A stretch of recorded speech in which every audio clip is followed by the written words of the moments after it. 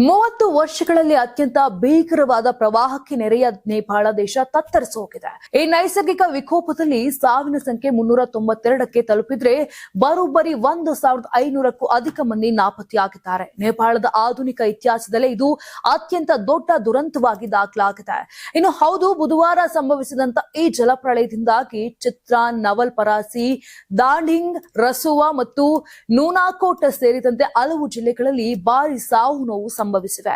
ಪ್ರವಾಸಕ್ಕೆ ತೆರಳಿದ 288 ಭಾರತೀಯರು ಸೇರಿದಂತೆ ನಾಪತ್ತೆಯಾಗಿರುವ ನೂರಾರು ಜನರಿಗಾಗಿ ರಕ್ಷಣಾ ಪಡೆಗಳು ತೀವ್ರ ಹುಡುಕಾಟವನ್ನ ನಡೆಸಿವೆ.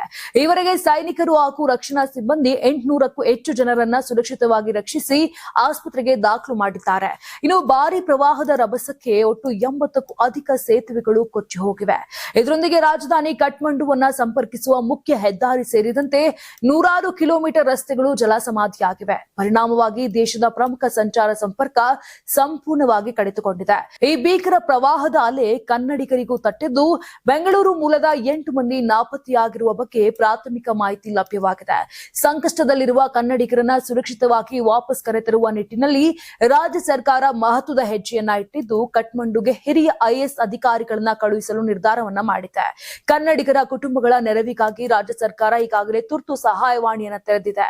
ಸಾರ್ವಜನಿಕರು 1070 ಅಥವಾ 080-222-53707 ಸಂಖ್ಯೆಗಳನ್ನ ಸಂಪರ್ಕಿಸಬಹುದಾಗಿದೆ.